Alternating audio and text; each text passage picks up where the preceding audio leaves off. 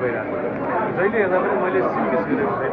यसले मलाई छुन्छ, यसले मलाई भावुक बनाउँछ, यसले मलाई कता कता गुजबम पनि निकाल्छ, म इमोसनल पनि हुन्छ र यसले अहिले समाजमा भएका धेरै कुरालाई यसले प्रतिनिधित्व गरेको छ। समग्रमा सिनेमा चाहिँ त्यस्तो लाग्छ मलाई चाहिँ। आजको दिन विशेष रूपमा लिइन्छ किनकि तपाईँको साथी रवि लामिछाने लामो समयपछि तपाईँहरूले सँगै बसिरहेको थियो हो, त्यो क्षणलाई चाहिँ कसरी सम्झिनुहुन्छ?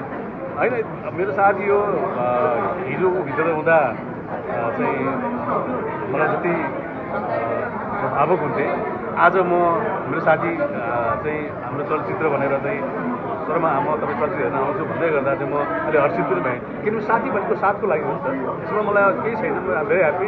किनभने जहिले पनि साथी भनेको साथको लागि हुन्छ, जसले साथ दिँदैन त्यो साथी नै हुँदैन, स्वार्थी हुन्छ। सँगै मुभी हेर्दाखेरिको टाइमलाई चाहिँ कसरी थियो? होइन त्यो उहाँले भन्नुभयो, म त त्यस्तो फिल भएन। रविजीले चाहिँ यार म चाहिँ जतिखेर पनि म चाहिँ साथी भनेर हेर्दैछु होइन, त्यो क्यारेक्टरमा डुब्नै सकिनँ, म त खालि रविजी मेरो साथी मात्रै भने भनेर अघि सबै भन्दै हुनुहुन्थ्यो उहाँले होइन।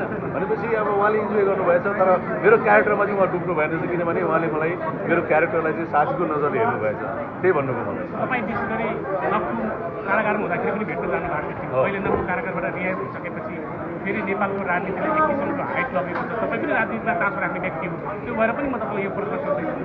जसरी अहिले 3वटा ठुला शक्ति नयाँ अनुहारहरू जनताले चाहेका बालिन शाह, कुलमान घिसिङ, रवि लामिछानेहरू एकीकृत भएका छन्। जेनजी पछिको जनतालाई विकल्प दिनुपर्छ भनेर सोचिरहेका छन्। यसलाई चाहिँ कसरी हेर्नु भएको छ यो किरणलाई? छुटेर होइन, जुटेर भन्छ नि त होइन। त्यसकारण जुट्नु राम्रो हो, मिल्नु राम्रो हो। मिल्नु चाहिँ कहिलेसम्म सबैजनाको गन्तव्य एउटै हो, एजेन्डा एउटै हो, चाहिँ उद्देश्य एउटै भनेपछि मिलेर यसलाई चाहिँ एउटा विकासमा लानुपर्छ होइन। व्यक्ति स्वार्थलाई मिलेछ भने त फेरि क्षणिक हुन्छ है। लङ लास्टिङको लागि चाहिँ साँच्चै यो देश बनाउनको लागि मिल्यो भने चाहिँ म भेरी ह्याप्पी। यसको लागि हामी सबैले पहल पनि गऱ्यौँ, अझै गर्न बाँकी छ। अझै धेरै देश बनाउनेहरू जति चाहिँ छन् समाजमा अहिलेका नयाँ शक्तिहरू, सबैलाई समेट्न जरुरी छ। किनभने अघि मैले भनिहालेँ, जुटेर बन्छ होइन, छुटेर बन्दैन।